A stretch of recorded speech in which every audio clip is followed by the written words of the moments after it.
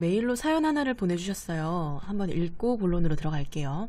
대학에 다니는 20대 여자입니다. 6살 차이 남자친구는 직장인이에요. 지인의 소개로 만나 5달째 교제 중입니다. 썸 탈 때는 카톡이나 전화가 끊이지 않았는데 사귀고 나서 연락이 너무 뜸해졌어요. 저는 학생이라 시간이 많지만 남자친구는 직장인이기 때문에 일할 때는 그렇다 쳐도 퇴근하고 나서나 주말에 연락이 너무 안 돼서 고민입니다. 데이트할 땐 말도 잘하고 서로 잘 맞는데 만나지 않는 날엔 집에 있으면서도 한두 시간에 한 번씩 답장을 하니까 너무 답답해요. 친구들이 또래 남친과 하루 종일 연락하는 걸 보면 부럽고 남친이 원망스럽기까지 합니다. 여러 번 얘기해봤는데 처음엔 좀 달라지는 것 같더니 지금은 자기도 노력하는데 알아주지 않는다고 오히려 저에게 뭐라고 하는 남친. 작년에 만났던 남자친구랑도 연락 문제로 헤어졌는데 제가 너무 많은 걸 바라는 걸까요? 밥 먹을 때나 쉴 때 잠깐 시간 내서 연락하는 게 그렇게 어려운 건지. 오빠는 저를 진지하게 만나고 있다고 하는데 저는 잘 못 느끼겠어요. 연락에 신경 안 쓰고 제 할 일을 하려고 해도 계속 핸드폰에만 신경이 쓰입니다. 조언 좀 해주세요. 네, 이렇게 사연을 보내주셨습니다. 연락 문제 정말 많은 연인들이 헤어지는 이유가 되는 이슈입니다. 남자의 관심의 척도는 연락이다. 더 좋아하는 쪽이 더 많이 연락한다. 이런 말들 많은데요. 틀린 말까지는 아니겠지만 맞는 말이라고 단정짓기도 어렵다고 생각합니다. 먹는 것도 입는 것도 심지어 자는 것도 사람마다 스타일이 있죠. 연락도 마찬가지예요. 연인이라면 이렇게 해야 해 하고 기준을 정하고 그것에 맞추지 않는 사람을 틀렸다고 생각하는 건 위험합니다. 그 사람의 연애 스타일임을 인정하자고요. 맞춰가는 과정 당연히 필요합니다. 하지만 내 기준에서 상대방의 연락 패턴이 30점일 때 계속 100점만 요구한다면 그건 강요고 압박으로 느껴질 거예요. 그 사람은 20년 혹은 30년 이상 그 정도의 패턴으로 살아왔는데 갑자기 그걸 어떻게 바꾸겠어요. 썸 탈 때는 칼답에 전화도 맨날 붙들고 살았다. 변한 것 같다. 막상 사귀고 보니 마음이 식은 것 같다. 나는 잡은 물고기라 먹이를 주지 않는 것 같다. 라고 생각하시는 분들 진짜 많이 봤는데 물론 진짜 마음이 식은 걸 수도 있어요. 하지만 나랑 사귀고 나서 변한 게 아니고 애초에 나 때문에 연애 극초반, 연애까지 도달하기 위해 달라졌다가 지금은 원래 자기 스타일로 돌아온 거라고 생각하면 편해요. 원래 초반에는 상대의 환심을 사야 되기 때문도 있고 일단 그 사람에 대해서 모르기 때문에 알아가는 과정에서 질문도 많고 말도 많아지기 마련입니다. 그러다가 상대방에 대해 어느 정도 파악이 되고 이 시간쯤이면 뭐 하겠구나 라는 패턴이 머릿속에 입력되고 나면 자연스럽게 초반 같은 스파크는 줄어들 수밖에 없어요. 친구들이 저한테 연애 상담을 했을 때 남자친구가 변했다, 예전처럼 불타지 않는다 라고 말하면 제가 항상 먼저 하는 말, 너네 오빠 변한 거 아니고 그 오빠는 그냥 원래 그런 사람인 거야. 연락 하나만으로 애정의 온도를 재면 너만 힘들어. 썸 탈 때 혹은 연애 초반에 나에 대한 열정으로 온갖 내적 외적 동기부여와 호르몬의 작용으로 원래 자기 옷이 아니었던 걸 입고 고군분투했던 겁니다. 그리고 자연적으로 시간이 지나면서 탄성에 의해서 자기 자리로 돌아온 거예요. 그런 상대방한테 너는 왜 처음처럼 긴장하고 날 만나지 않아? 네가 지금 하는 건 바람직한 연인의 자세가 아니야. 연락해, 노력해 라고 일방적으로 얘기해봤자 다 큰 성인이 말 몇 마디로 쉽게 바뀔 거라 기대하지 마세요. 우리도 학생 때 부모님 잔소리 실컷 듣고 부모님이 원하는 그대로 크지 않았잖아요. 부모님이 날 너무너무 사랑해서 한 이야기인 게 거의 확실한데도요. 자, 반대로 생각해 볼게요. 그 사람이 연락 안 하는 스타일을 당신에게 강요한다면 나는 바로 수용할 수 있을까요?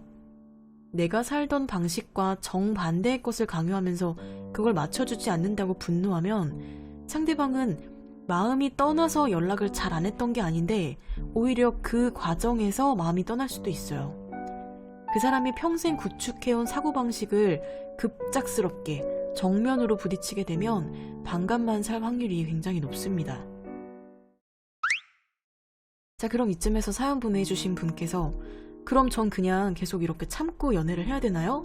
이렇게 생각하실 거예요. 자, 제가 앞부분에 열심히 남자분의 입장에서 스타일의 다름에 대해서 이야기를 했죠. 근데 이건 다르니까 그 성향에 맞추세요, 무조건 인정하세요, 참으세요가 아니고 그냥 나는, 당사자는 너무 가까워서 보기 힘든 그 사람의 성향에 대한 이야기였고요. 제 개인적인 의견부터 바로 말씀드리면 연락 문제로 계속 트러블이 생기는 커플은 안 맞는 거예요. 어차피 두 사람의 이야기는 두 사람만 아는 거기 때문에 누구한테 더 실책이 있다 얘기하기도 어렵습니다. 연락의 정도에 따라 사랑을 느끼고 싶은 사람이 틀린 것도 아니고 연락보다는 자기 생활 패턴에 더 집중하는 사람이 틀린 것도 아니에요. 자, 온전히 고민 보내주신 분의 편에 서서 제 친한 동생이라고 생각하고 답변을 할게요. 고통받는 연애로 상처받지 않았으면 좋겠어요. 더 좋아하고 덜 좋아하고를 떠나서요. 좋은 사람은요, 연락 문제로 속 썩이지 않아요. 좋은 사람이 연락을 무조건 많이 한다는 얘기가 아니라 좋은 사람은 굳건한 믿음을 심어줌으로써 나를 혼자 불안에 잠식당하게 두지 않아요. 자, 연락 안 되는 그 사람 별로네요, 손절하세요 라는 얘기는 안 할게요. 충분히 경험해보고 부딪혀보고 내가 연애를 할 때 어느 정도까지는 괜찮구나, 아, 내가 이쯤부터는 참기가 어렵구나, 부딪혀보면서 배우는 게 이런 영상 100개 보는 것보다 훨씬 더 당신에게 깊게 체득될 겁니다. 싸워도 보고 칭찬하면서 조련도 해보고 이것저것 다 해보세요. 개인적으로 사람은, 특히 남자는 칭찬과 인정에 정말 약하다는 생각을 많이 해요.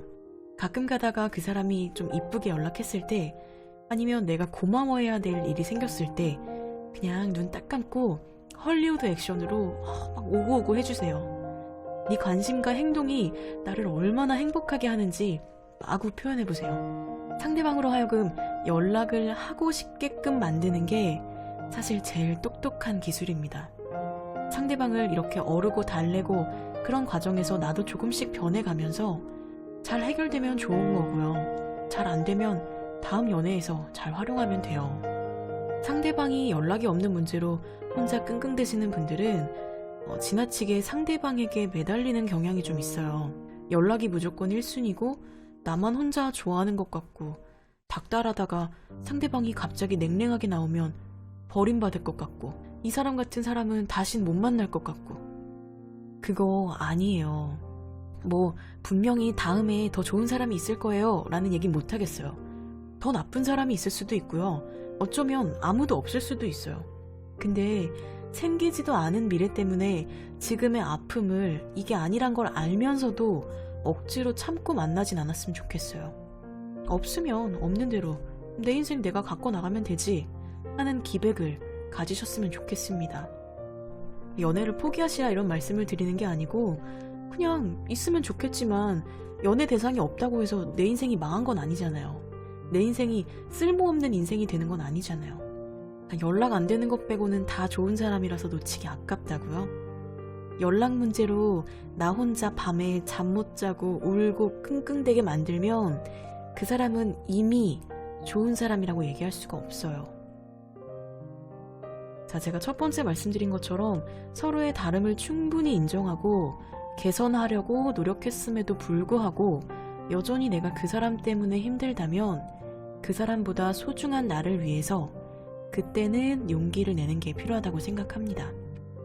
일단은 아직 만난 기간이 짧고 이 연락 문제 개선을 위한 적극적이고 양방향의 소통을 해보지 않으셨다는 전제하에 노력을 조금 더 해보시기를 권해드리고요. 혼자 노력 말고요. 서로 연애를 건강하게 이어나가기 위해서 충분히 노력한 뒤에도 결과가 시원치 않다면 그때는 과감하게 결정을 내리시는 게 좋겠다는 대답을 드리겠습니다.